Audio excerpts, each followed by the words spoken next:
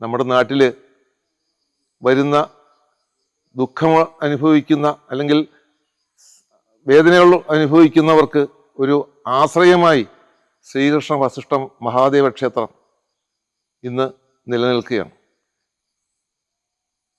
ഇതൊരു പരസ്യമായിട്ടല്ല ഞാൻ പറയുന്നത്, എൻ്റെ ഒരു അനുഭവം കൂടിയുണ്ട്. ഞാൻ കുറേ വർഷങ്ങളായിട്ട് എൻ്റെ എല്ലാ പ്രായത്തിലും പല പല ജോലികൾ ചെയ്തിരുന്നതാണ്. ഒരു ദിവസം ഞാൻ 20 വർഷമായിട്ട് പൂജാസാധനങ്ങളുടെ കടയാണ്. ഒരു ദിവസം ഞാൻ അപ്രതീക്ഷിതമായിട്ട് എന്നെക്കുറിച്ച് ഞാൻ എന്തായിരുന്നു എന്നറിയാൻ വസിഷ്ഠ നാഡി വായിക്കുകയുണ്ടായി. അതൊരു നിയോഗം പോലെ എന്തുകൊണ്ട് ഞാൻ ഈ പൂജാസ്ഥാനങ്ങളുടെ വിൽപ്പന അല്ലെങ്കിൽ ക്ഷേത്രവുമായി ബന്ധപ്പെട്ടുള്ള ഒരു ബിസിനസ് ചെയ്യാൻ സാധിക്കുന്നു, അല്ലെങ്കിൽ അതിന് ചെയ്യാൻ എന്തുകൊണ്ട് സാധിച്ചു എന്നുള്ളതിൻ്റെ ഒരു ഉദാഹരണം, പൂർവ്വജന്മത്തിൽ ഞാൻ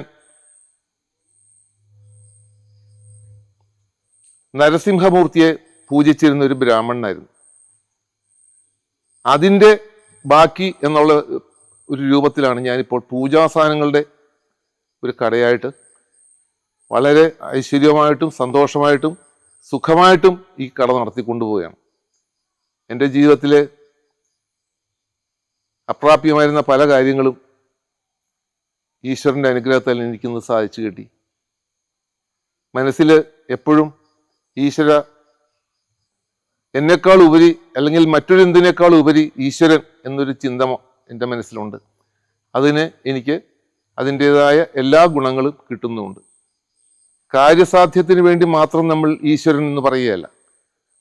പലതും പറയുന്ന നാവ് കൊണ്ട് നാമം ജപിക്കുക എന്ന് ആചാര്യന്മാർ പറഞ്ഞു കേട്ടിട്ടുണ്ട്. നമ്മുടെ മനസ്സിൽ അല്ലെങ്കിൽ നമ്മുടെ നാവിൽ ഈശ്വരൻ എന്നൊരു നാമജപം ഉണ്ടെങ്കിൽ തീർച്ചയായിട്ടും എല്ലാവർക്കും അതിൻ്റേതായ ഐശ്വര്യങ്ങളുണ്ടാകും, ഗുണമുണ്ടാകും, അസുഖങ്ങളില്ലാതെ ജീവിക്കാൻ പറ്റും.